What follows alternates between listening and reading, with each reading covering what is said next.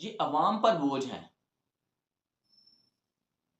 आजकल जो आटे की हालात हैं, ये जितने कमिश्नर्स हैं, जितने एसी हैं, जो एक मैनेजमेंट करते हैं, जो एक सिटी की मैनेजमेंट के लिए हैं, लोगों के साथ कैसे सलूक हो रहा है।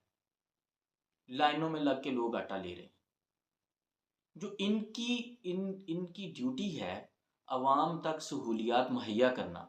अब बाज़ारों में चले जाएं, बाज़ारों में इंक्रोचमेंट की अंतहा हो चुकी है, गुजरना मुश्किल है।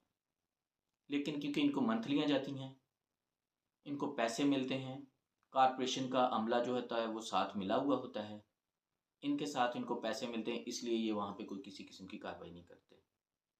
अगर हर बंदा अंतहाई ईमानदारी के साथ अपनी अपनी ड्यूटी सर अंजाम देना शुरू कर दे तो ये मुल्क जो है वो अंतहाई तरक्की पे पहुँच सकता है। हमारी